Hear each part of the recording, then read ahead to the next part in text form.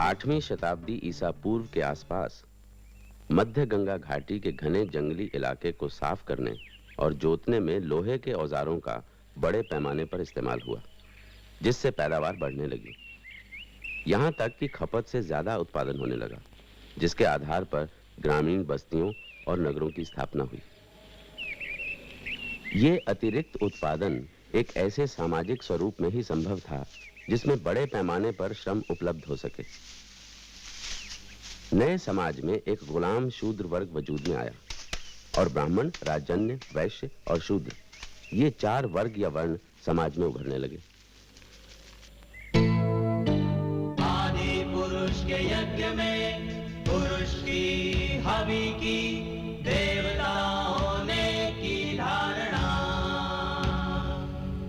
घृत हुआ वसंत, ग्रीष्म ईंधन, हवि की शरद ऋतु में की कल्पना।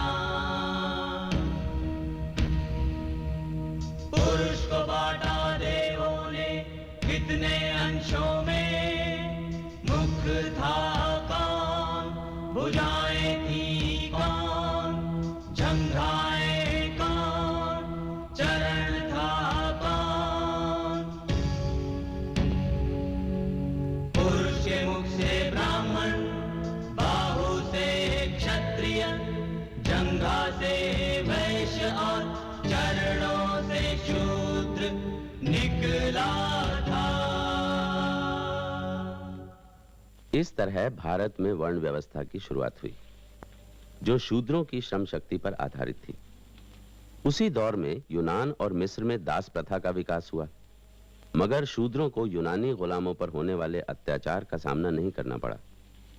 शुरू में शूद्र कबीले का हिस्सा थे और वो कबायली समारोहों में भाग ले सकते थे, लेकिन बाद में जब नगरों का विकास होने लगा, तब शूद्रों के ऊपर कई तरह के अंकुश लगा दिए गए। रामायण में राम ने शूद्र शंबूक को तप करने के अपराध में मृत्यु दंड दे दिया था। इस कथा से राम की क्रूरता का नहीं, बल्कि उस दौर के ब्राह्मणों की स्वार्थपूर्ण भावना का प्रदर्शन होता है, जिसके आधार पर इस कथा को बाद में रामायण में जोड़ा गया। तू तो अभी बच्चा था, तूने तो 14 वसंत भी नहीं देखे।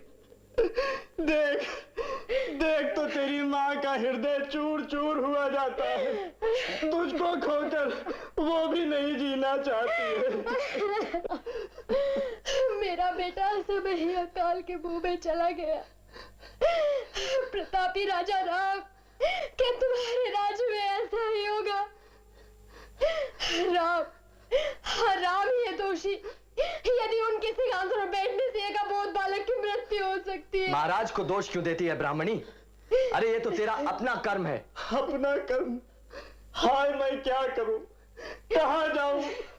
भगवान ही जानता है। मैंने कभी अपने मुंह से असत्य वचन नहीं कहे, कभी किसी पशु का वध नहीं किया, कभी किसी मनुष्य को दुख नहीं पहुंचाया। ओ राजा राम, हमारे पुत्र के प्राणों को वापस लौटा दो, वापस लौटा दो।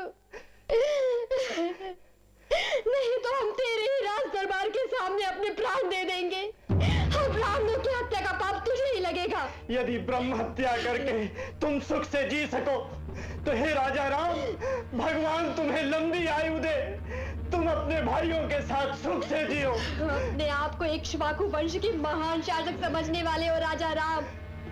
सुन लो, जिस राज्य में अबोध बालकों के प्राणों की सुरक्षा नहीं है, वहाँ की प्रजा कभी सुरक्षित नहीं रह सकती। जब कोई राजा अपने कर्तव्य पालन में असफल होता है, तभी ऐसी घृणित घटनाएं होती हैं। पाप बढ़ता है, अकाल मृत्यु होती है, चारों ओर अव्यवस्था फैल जाती है। इस ब्राह्मण ने जो आरोप लगाया है, उस विषय पर मैं आपसे सलाह चाहता हूं। लगता है मेरे ही किसी अपराध के कारण उसके पुत्र की मृत्यु हुई है। महाराज, पहले उस बालक की अकस्मात मृत्यु का कारण सुने, उसके पश्चात जो आप उचित समझे वो करें। मैं आपके परामर्श की प्रतीक्षा कर रहा हूं देवर्षि। हे यशस्वी महाराज, सतयुग में केवल ब्राह्मण ही तप करके उसके फलों को प्राप्त कर सकते थे। उस युग में अकाल मृत्यु नहीं होती थी। केवल ज्ञानी ही शासक होते थे। त्रेता युग के अवतरित होने पर 4 वर्णों का निर्माण हुआ। ब्राह्मणों के साथ साथ क्षत्रियों को भी तप करने का अधिकार मिल गया। वैश्य व्यापार करते थे और शूद्र इन तीनों वर्णों की सेवा करके अपना जीवन व्यतीत करते थे।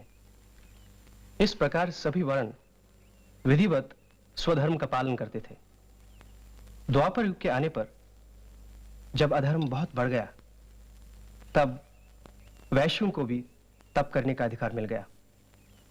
किंतु शूद्रों के लिए इस युग में भी तप करना सर्वथा वर्जित था। राजन, केवल कलयुग में यह संभव है कि शूद्र तप कर सकें। त्रेता युग में ही नहीं, द्वापर युग में भी यदि कोई शूद्र तप करता है तो वो महान पाप है राजन, महान पाप। आप क्या कह रहे हैं महर्षि? क्या हमारे राज्य में ऐसी कोई तपस्या की जा रही है? हाँ भूपति, उच्चता प्राप्त करने की इच्छा से एक शूद्र शंभुक ने तप करने का साहस किया है। उसे निश्चय ही मृत्युदंड मिलना चाहिए। यदि कोई मोक्ष पाने के लिए तप कर रहा है तो उसे मृत्युदंड कैसे दिया जा सकता है महामुनि? महाराज, आपने रावण को भी तो मृत्युदंड दिया था। क्या वो एक महान तपस्वी नहीं था? हाँ, किंतु वो एक महापापी भी तो था। फिर भी वो एक ब्राह्मण था और ये तो एक शूद्र है, और इसका इस युग में तप करना ही उसके मृत्युदंड का एक बहुत बड़ा कारण है महाराज।